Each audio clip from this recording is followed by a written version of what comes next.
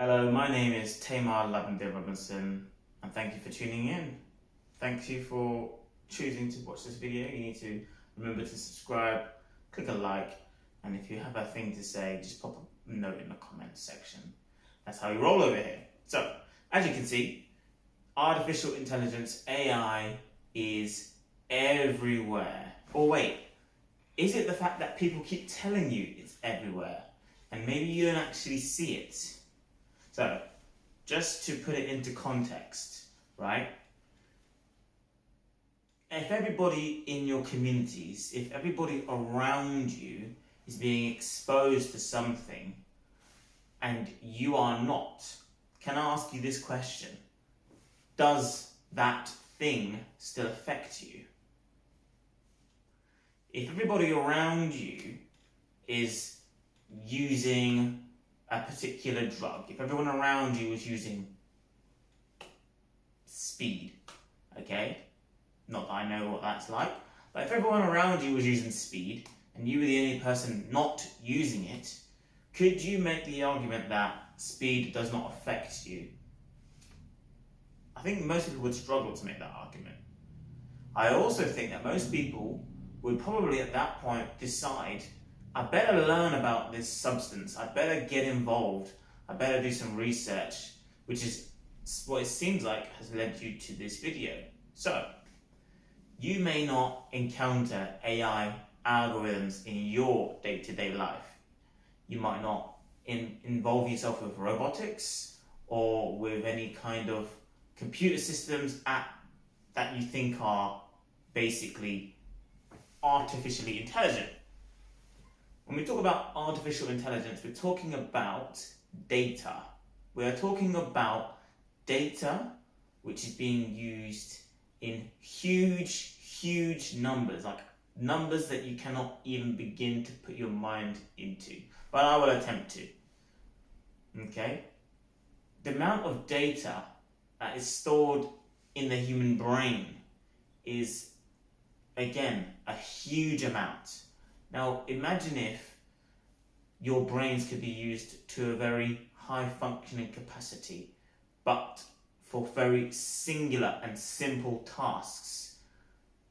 Take yourself, for example, take anyone you know who may be a specialist in their area.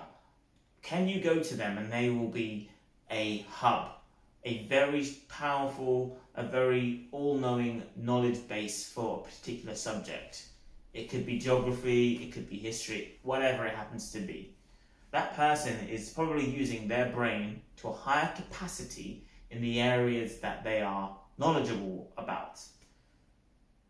Thinking about AI and what is artificial intelligence, having a software, a device, a robot, a tool that is able to bring together all the knowledge from particular areas in such a way and such a speed, and you could have multiple ones of them. That is kind of what we're talking about.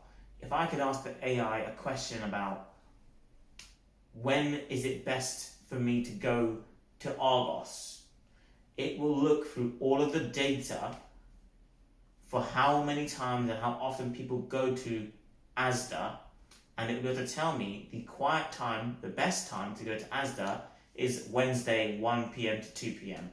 as an example. Okay?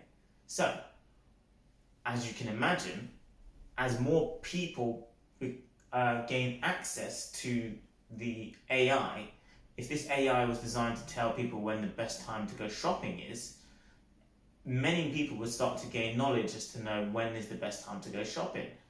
So what you would see is a shift in people's behavior. People will stop going at 5 p.m. on a Friday and they'll start going Wednesday 1 to 2. In essence, it will shift entire communities, entire populations, one direction or another, based on past data, okay?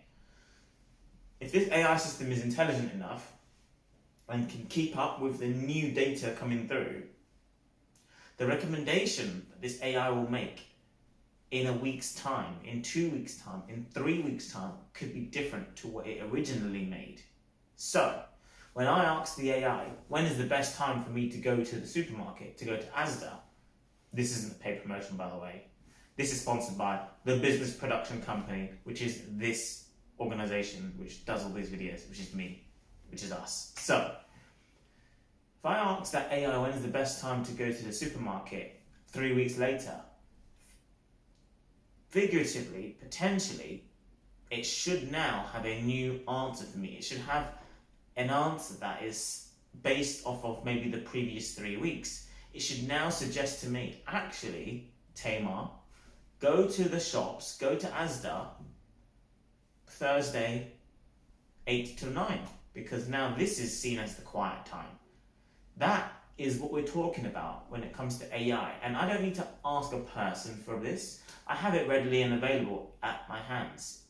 Okay, it's learned from past data automatically. Okay, now this is a very basic, simple form of AI.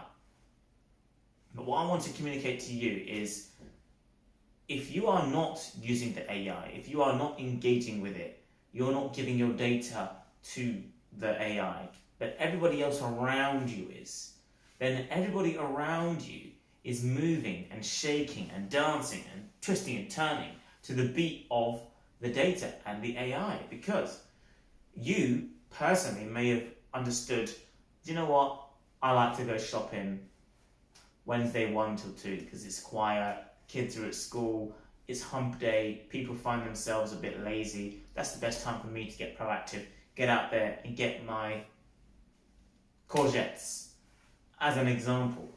You do that because of your own experience and your own knowledge. But if everybody around you now has access to AI, or not even has access to it, should I say, if AI is coming to their front door,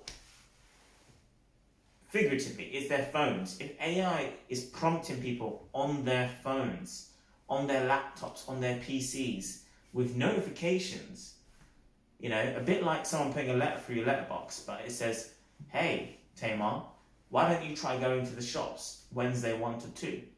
I haven't actually asked it for that.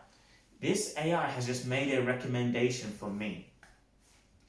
It's simply a recommendation, but it's designed to nudge me in the direction of travel, you know? So now your beloved time period that was often your quiet time and your time to go shopping is now flooded with a bunch of people at this time, which you didn't expect beforehand. And you'll be wondering to yourself, why is it so busy? Why is it so busy today? What's happened? What's changed? What's done this? And you might not know unless you actually ask somebody, oh, by the way, why are you here? I come here every day on a Wednesday, and for some reason now you're here. Those people will have to be able to articulate to you why their habits have changed. They would have to be able to tell you, do you know what? My phone prompted me. Do you know what? When I was planning my week, I looked on the Google and it said, I looked on Google Maps and it said, quiet time Wednesday 1 to 2. So I decided to actually go then. What I'm trying to explain to you, and I think it's working, I think you're starting to understand, is that not being involved in a new technology is absolutely anyone's decision. When you are not involved in any new technology, when you do not get immersed in what's happening in the world with new technology, because you don't want to complicate things, because you don't want to, because it's a bit too much, too difficult, my advice and my recommendation to you and to anyone watching is, what is the costs of you not getting involved? Okay? What happens if you don't get involved? Because simply abstaining, simply not participating is not the answer. A bit like with voting, a bit like with any kind of democratic involvement. You can avoid a ballot, you can get involved and show your distaste for what's happening, for sure. But simply not getting involved and disassociating, I can't advocate for that being a good answer. So, going back to the supermarket solution and going back to the getting involved side of the AI. So going back to getting involved with the AI, it is something you're going to need to do. It's something which you can do.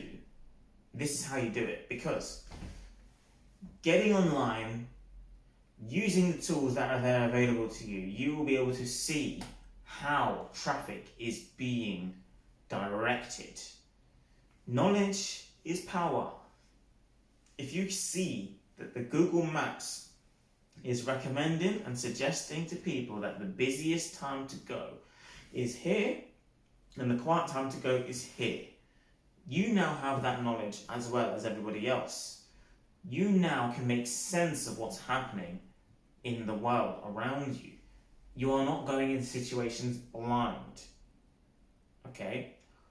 What is the most effective way to run your life? Is it in a vacuum? Is it in a bubble? Or does it make sense to collaborate, to understand how other people work, how society works, so that A, you can thrive, so that B, you can just understand and be happy, all right, and carve out the world that you want.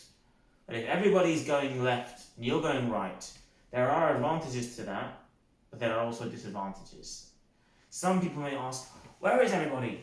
Why is there nothing ever entertaining happening in this town or what around here? And the answer could be in the palm of your hand. They're all engaged with the AI algorithms. They're all dancing to a beat and they're all moving to the current. The currents that are formulas.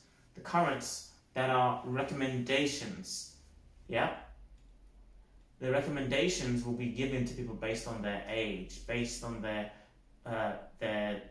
culture, based on where they live, their location.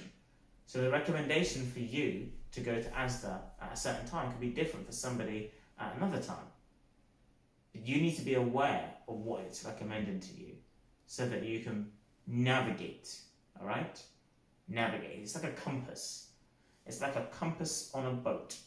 We are normally very good captains, but if you have an even stronger compass, how great would you be then?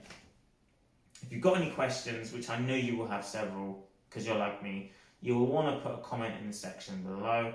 You'll want to like the video and you want to just stay engaged and involved because it's growing. It truly is growing, okay? For your friends, your family, your kids, your grandkids, your brothers, your sisters, they all are exposed to AI algorithms. So I think it's only right that you understand it too and how to make it work to your advantage. Okay? So, thank you for watching. Thank you for tuning in. Keep an eye out for the next episode. My name, as you know, is Tamar Lavender Robinson. Keep doing more than the rest, and you know the rest. Thank you. It's a wrap.